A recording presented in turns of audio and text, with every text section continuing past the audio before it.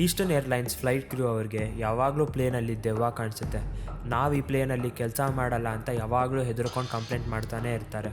But ಏನು ಈ ದೆವ್ವ ಯಾಕೆ ಅವ್ರಿಗೆ ಕಾಣಿಸ್ತಾ ಇತ್ತು? ಆ ಪ್ಲೇನಲ್ಲಿ ಆ ದೆವ್ವ ಹೆಂಗೆ ಬಂತು?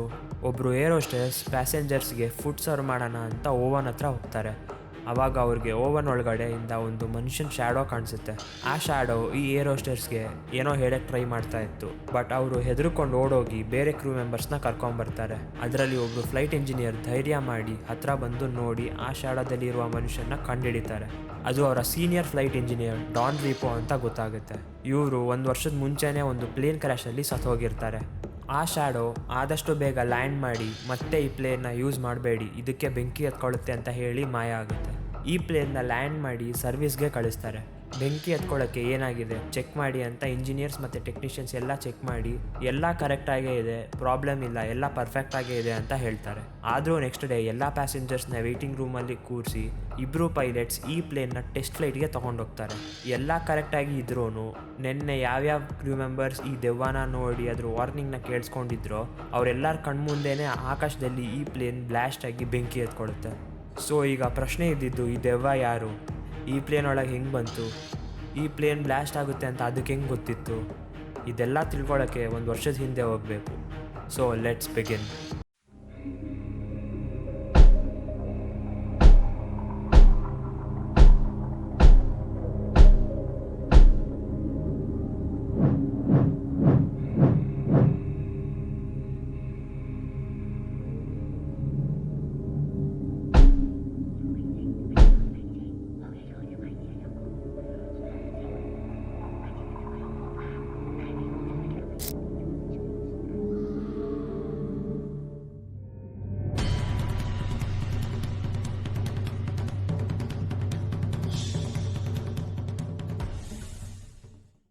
Welcome to the case study on the Coast Flight 401.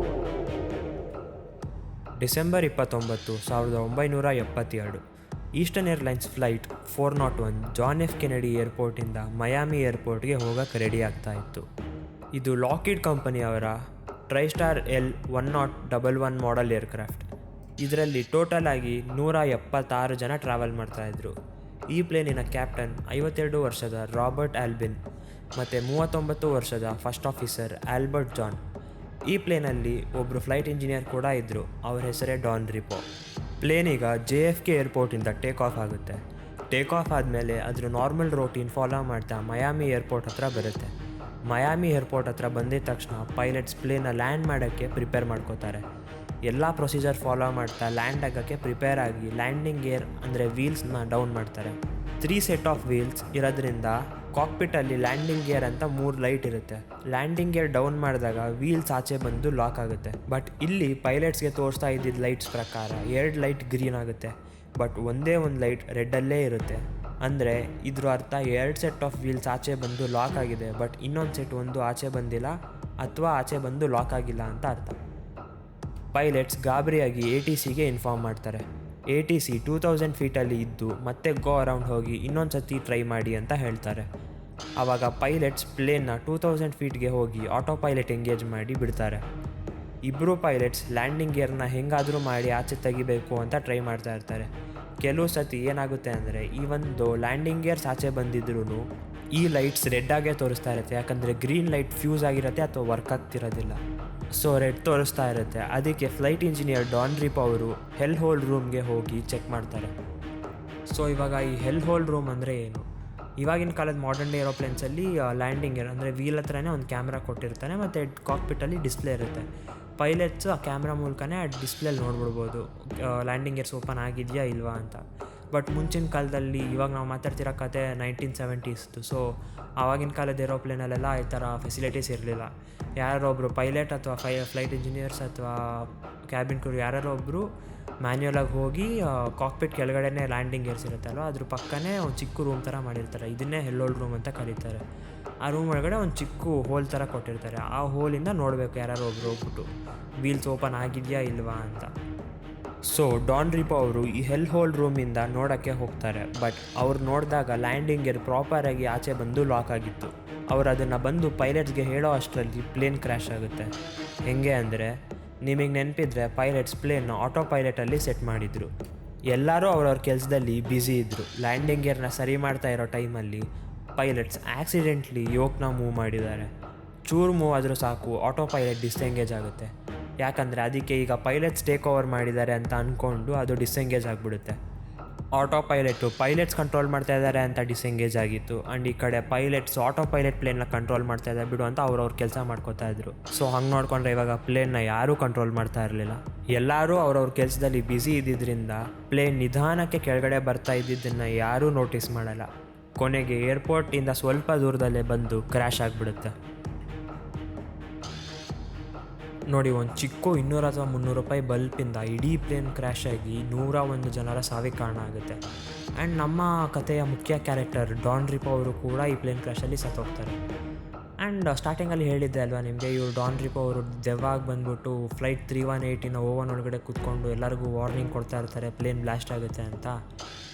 ಜಗತ್ತಲ್ಲಿ ಅಷ್ಟೊಂದೆಲ್ಲ ಪ್ಲೇನ್ಸ್ ಇದೆ, ಎಲ್ಲದನ್ನೂ ಬಿಟ್ಬಿಟ್ಟು ಈಸ್ಟರ್ನ್ ಏರ್ವೇಸ್ ಟ್ರೈಸ್ಟಾರ್ ಪ್ಲೇನ್ 318 ಅಷ್ಟೇ ಅವ್ರು ಹಿಂಗೆ ಬರ್ತಾರೆ. ಏನು ಸುಮ್ಮನೆ ಹಂಗೆ ಹಾರ್ಕೊಂಬಂದ್ಬಿಟ್ರಾ? ನೋಡೋಣ ಬನ್ನಿ. ಸೊ ಇವಾಗ ಒಂದು ಮೇನ್ ಪ್ಲಾಟ್ ಟ್ವಿಸ್ಟ್ ಕೊಡಲ ಈ ಕಥೆಯಲ್ಲಿ. ಯಾರೂ ಡಿಸಪಾಯಿಂಟ್ ಆಗಬೇಡಿ. ನಿಜವಾಗ್ಲೂ ಹೇಳ್ಬೇಕಂದ್ರೆ ಈ ಕಥೆ ನಡೆದೇ ಇಲ್ಲ. ವೆಯ್ಟ್ ಕೂಲ್, ಎಲ್ಲದನ್ನು ಒಂದೊಂದಾಗೆ ಪ್ರೂವ್ ಮಾಡೋಣ ಬನ್ನಿ.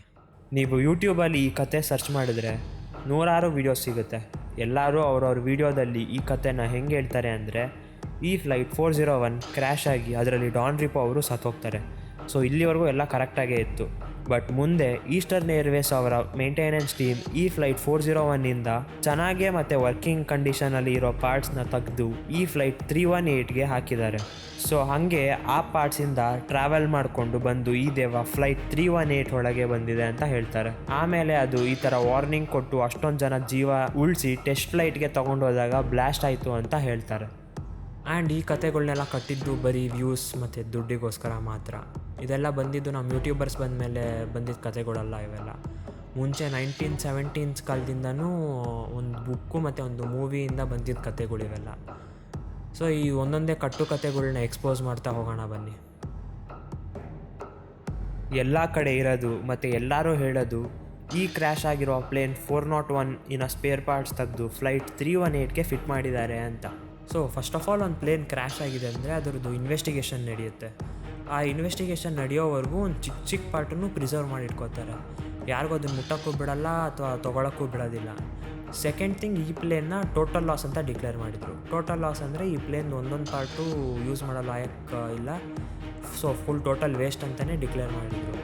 ಸೊ ಯಾರೇ ತೊಗೊಂಡ್ರು ಅದು ವೇಸ್ಟೇ, ಯೂಸ್ ಮಾಡೋದಕ್ಕೆ ಆಗೋದಿಲ್ಲ ಆ ಪಾರ್ಟ್ಸ್ನ. ಆ್ಯಂಡ್ ಥರ್ಡ್ ಥಿಂಗ್, ಆಯ್ತು ಇವಾಗ ಒಬ್ಬ ಬಂದ್ಬಿಟ್ಟು ನನಗೆ ಆ ಪಾರ್ಟ್ಸ್ ತೊಗೊಂಡು ಹೊಸ ಪ್ಲೇನ್ಗೆ ಹಾಕ್ತೀನಿ ಅಂತ ಹೇಳಿದ್ರು ಅವ್ನಿಗೆ ಲೇಬರ್ ಕಾಸ್ಟ್ ಬೀಳುತ್ತೆ. ಯಾಕಂದರೆ ಯಾರೊಬ್ಬರು ಬಂದು ಅದ್ರ ಮೇಲೆ ವರ್ಕ್ ಮಾಡಲೇಬೇಕಲ್ವ ಆ ಪಾರ್ಟ್ನ ತೆಗಿಯೋದಕ್ಕೆ ಲೇಬರು. ಸೊ ಆ ಲೇಬರ್ ಕಾಸ್ಟ್ ಬಿದ್ದೇ ಬೀಳುತ್ತೆ. ಅವನು ಲೇಬರ್ ಕಾಸ್ಟಿಗೆ ಅಷ್ಟೊಂದು ಪೇ ಮಾಡಿ ಯಾವುದೋ ಕಿತ್ತೋಗಿರೋ ಅಥವಾ ಹಳೇ ಯೂಸ್ ಮಾಡಿರೋ ಪಾರ್ಟ್ ತೊಗೊಳ್ಳೋ ಬದಲು ಅಷ್ಟೇ ದುಡ್ಡು ಹಾಕ್ಬಿಟ್ಟು ಹೊಸ ಪಾರ್ಟ್ಸೇ ತೊಗೋಬೋದಲ್ಲ. ಯಾರೇ ಲಾಜಿಕಲ್ ಪರ್ಸನ್ ಆಗಿದ್ರು ಅದನ್ನೇ ಅಲ್ವಾ ಮಾಡೋದು. ಸೊ ಇದೆಲ್ಲ ಒಂದು ಕಟ್ಟುಕತೆ ಇಲ್ಲಾಜಿಕಲ್ ಇದನ್ನಂತ ಪ್ರೂವ್ ಮಾಡ್ಬೋದು. And aviation industry automobile industry ಥರ ಅಲ್ಲ. ಇವಾಗ ನಮ್ಮ ಕಾರ್ ಏನೋ ಹಾಳಾಗಿದೆ, ನಾವು ಅದನ್ನು ಸ್ಕ್ರ್ಯಾಪ್ಗೆ ಹೋಗ್ಬಿಟ್ಟು ಇನ್ನೊಂದು ಪಾರ್ಟ್ ಯಾವುದೋ ಸ್ಪೇರ್ ಪಾರ್ಟ್ಸ್ ತೊಗೊಂಬಂದು ಅದಕ್ಕೆ ಹಾಕ್ತೀವಿ. ಆ ಥರ ಎಲ್ಲ ಇಲ್ಲಿ ನಡೆಯೋದಿಲ್ಲ. ಹಾಕಿದ್ರೆ ಹೊಸ ಪಾರ್ಟೇ ಪರ್ಫೆಕ್ಟಾಗಿರೋದು ಹಾಕ್ಬೇಕು. ಯಾಕಂದರೆ ಒಂದೊಂದು ಚಿಕ್ಕ ಪಾರ್ಟ್ ಮೇಲೂ R&D ಆಗಿ ಸುಮಾರು ಟೆಸ್ಟ್ಸ್ ನಡೆದಿರುತ್ತೆ ಅದ್ರ ಮೇಲೆ. ಸೊ ಒಂದೊಂದು ಚಿಕ್ಕ ಪಾರ್ಟ್ ಮೇಲೂ ಅಷ್ಟೊಂದು ಜನದ ಜೀವ ನಿಂತಿರುತ್ತೆ. ಸೊ ಎಲ್ಲದನ್ನು ಕೇರ್ಫುಲ್ಲಾಗಿ ಹ್ಯಾಂಡಲ್ ಮಾಡಬೇಕು. ಸುಮ್ಮನೆ ಇಷ್ಟ ಬಂದಿದ್ದು ಕೈಗೆ ಸಿಕ್ಕಿದ ಪಾರ್ಟ್ಸ್ನೆಲ್ಲ ಹಾಕೋಕ್ಕಾಗೋದಿಲ್ಲ ಇದರಲ್ಲಿ. ಆ್ಯಂಡ್ ದೆವ್ವ ಬಂದು ವಾರ್ನಿಂಗ್ ಕೊಟ್ಟಾಗ ಪ್ಯಾಸೆಂಜರ್ಸ್ನ ವೆಯ್ಟ್ ಮಾಡಿಸಿ ಟೆಸ್ಟ್ ಫ್ಲೈಟ್ಗೆ ಹೋಗ್ತಾರೆ ಅಂತ ಹೇಳ್ತಾರೆ ಅಲ್ಲ, ಇದು ಕೂಡ ಒಂದು ದೊಡ್ಡ ಸುಳ್ಳು. ಏಕೆ? ಆ ಪೈಲಟ್ಸ್ ಮನುಷ್ಯರಲ್ವ, ಅವ್ರಿಗೆ ಅವ್ರ ಜೀವದ ಮೇಲೆ ಭಯ ಇರೋದಿಲ್ವಾ? ಇವಾಗ ಯಾರೊಬ್ಬರು ಬಂದುಬಿಟ್ಟು ಆ ಪ್ಲೇನ್ ಬ್ಲಾಸ್ಟ್ ಆಗುತ್ತಂತೆ, ಅದನ್ನೊಂದು ಟೆಸ್ಟ್ ಫ್ಲೈಟಿಗೆ ತೊಗೊಂಡೋಗ್ಬಿಟ್ಟು ಚೆಕ್ ಮಾಡ್ಕೊಂಬ ಬ್ಲಾಸ್ಟ್ ಆಗುತ್ತಾ ಇಲ್ಲ ಅಂದರೆ ಹೋಗ್ಬಿಡ್ತಾರೆ ಅವರು. ಅಥವಾ ನಿಮಗೆ ಆಗಲಿ ಯಾರೊಬ್ಬರು ಬಂದುಬಿಟ್ಟು ಕಾರ್ ಅಥವಾ ಬೈಕ್ ಕೊಟ್ಬಿಟ್ಟು ಈ ಕಾರ್ ಅಥವಾ ಬೈಕಲ್ಲಿ ಬ್ರೇಕ್ ಫೇಲ್ ಆಗಿದೆ, ಇದನ್ನು 100 km/h ಸ್ಪೀಡಲ್ಲಿ ತೊಗೊಂಡೋಗ್ಬಿಟ್ಟು ಕನ್ಫರ್ಮ್ ಮಾಡ್ಕೊಂಬ ಬ್ರೇಕ್ ಫೇಲ್ ಆಗಿದೆ ಅಂದರೆ ಹೋಗ್ತೀರಾ ನೀವು? ಬನ್ನಿ ಲೈವ್ ಆಗೇ ನೋಡೋಣ. ಗೂಗಲಲ್ಲಿ ಟ್ರೈಸ್ಟಾರ್ ಫ್ಲೈಟ್ 401 ಅಂತ ಕೊಟ್ಟರೆ ಎಸ್, ಈ ಫ್ಲೈಟ್ 1972ನಲ್ಲಿ ಕ್ರ್ಯಾಶ್ ಆಗಿದೆ ಮತ್ತು ಇದೇ ಪ್ಲೇನ್ನಲ್ಲಿ ಡಾನ್ ರಿಪೋ ಕೂಡ ಇದ್ದರು ಅಂತ ವಿಕಿಪೀಡಿಯಾ ತೋರಿಸುತ್ತೆ. ಬಟ್ ಅದೇ ಈ ದೆವ್ವ ಕಾಣಿಸ್ಕೊಂಡಿದ್ದ ಪ್ಲೇನ್ ಅಂದರೆ ಟೆಸ್ಟ್ ರನ್ಗೆ ಹೋದಾಗ ಬ್ಲಾಸ್ಟ್ ಆಗಿ ಸುಮಾರು ಜನರ ಜೀವ ಉಳಿಸಿದ ಪ್ಲೇನ್ 381 ಬಗ್ಗೆ ಸರ್ಚ್ ಮಾಡೋಣ. ನೋಡಿ, ಯಾವುದೂ ರಿಸಲ್ಟಲ್ಲೂ 381 ಬಗ್ಗೆ ಏನೂ ಕೊಟ್ಟಿಲ್ಲ.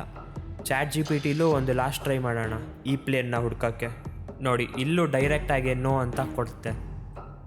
ಯಾಕಂದರೆ ನಿಜವಾದ ಜೀವನದಲ್ಲಿ ಈ ಪ್ಲೇನ್ ಎಕ್ಸಿಸ್ಟೇ ಆಗೋದಿಲ್ಲ. ಲಾಕಿಡ್ ಅವರು ಈ ಥರ TriStar 381 ಅಂತ ಯಾವ ಪ್ಲೇನು ಇಲ್ಲಿವರೆಗೂ ಮ್ಯಾನುಫ್ಯಾಕ್ಚರು ಮಾಡಿಲ್ಲ, ಇಲ್ಲಿವರೆಗೂ ಈ ಥರ ಹೆಸರು ಇಟ್ಟಿಲ್ಲ ಯಾವ ಪ್ಲೇನ್ಗೂ. ಇದಕ್ಕಿಂತ ಪ್ರೂಫ್ ಬೇಕಾ ನಿಮಗೆ ಇದೊಂದು ಸುಳ್ಳು ಕತೆ ಅಂತ ನಂಬೋದಕ್ಕೆ? ಸರಿ ಫೈನ್, ನೀವು ಸ್ಟಾರ್ಟಿಂಗಲ್ಲಿ ಮತ್ತು ಆ ಏರ್ ಹೋಸ್ಟರ್ಸ್ ನೋಡಿದ್ದೇನು ಅಂತ ಕೇಳ್ಬೋದು. ನಿಜ ಏನಂದರೆ ಯಾವ ಏರ್ ಹೋಸ್ಟರ್ಸು ಇದು ನೋಡಿಲ್ಲ ಈ ದೆವ್ವನ. ಈ ಪ್ಲೇನ್ ಕ್ರ್ಯಾಶ್ ಆಗಿದ ತಕ್ಷಣ ಜನ ಸುಮ್ಮನೆ ಆ ಕ್ರ್ಯಾಶ್ ಸೈಟ್ ಹತ್ರ ಹೋದರೆ ಯಾವುದೋ ಆತ್ಮ ಇರೋ ಫೀಲ್ ಬರುತ್ತೆ ಅದು ಇದು ಅಂತ ಹೇಳ್ಕೊಂಡು ಓಡಾಡ್ತಾಯಿದ್ರು. ಈ ಕ್ರ್ಯಾಶ್ ಆಗಿ 1-2 ವರ್ಷ ಆದಮೇಲೆ ಇನ್ನೊಂದು eastern Airlines flight emergency landing ಮಾಡುತ್ತೆ ಏನೋ ಪ್ರಾಬ್ಲಮ್ ಆಗಿ. ಆವಾಗ ಇಂಟರ್ವ್ಯೂವರ್ಸ್ ಆ ಪೈಲಟ್ನ ಇಂಟರ್ವ್ಯೂ ಮಾಡಬೇಕಾದ್ರೆ ಕೇಳ್ತಾರೆ, ಹೇಗೆ ಸೇಫಾಗಿ ಲ್ಯಾಂಡ್ ಮಾಡಿದ್ರಿ ಅಂತ. ಅದಕ್ಕೆ ಆ ಪೈಲಟ್ಸ್ ಕಾಮಿಡಿಗೆ ಬರ್ತಾ ದಾರಿಲಿ ಡಾನ್ ರಿಪೋ ಸಿಕ್ಕಿದ್ದ, ಅವನೇ ಹೇಳ್ದ ಈ ಥರ ಆಗುತ್ತೆ ಪ್ರಿಪೇರ್ ಆಗಿ ಅಂತ. ಸೊ ಸೇಫ್ ಲ್ಯಾಂಡ್ ಮಾಡಿದ್ವಿ ಅಂತ ಫನ್ನಾಗಿ ಹೇಳಿದ್ದನ್ನು ಈ ಇಂಟರ್ವ್ಯೂವರ್ಸ್ ನ್ಯೂಸಲ್ಲಿ ಅದಕ್ಕೊಂದು ಸ್ವಲ್ಪ ಮಸಾಲ ಹಾಕಿ ಬಿಲ್ಡಪ್ ಕೊಟ್ಟು ಆರ್ಟಿಕಲ್ಸ್ ಬರೀತಾರೆ. ಅದರಿಂದನೇ ಇವಾಗ ಆ ಸ್ಟೋರಿ ಮೇಲೆ ಇಷ್ಟೊಂದು ಫೇಕ್ ನ್ಯೂಸ್ ಮತ್ತು ವೀಡಿಯೋಸ್ ಎಲ್ಲ ಇರೋದು.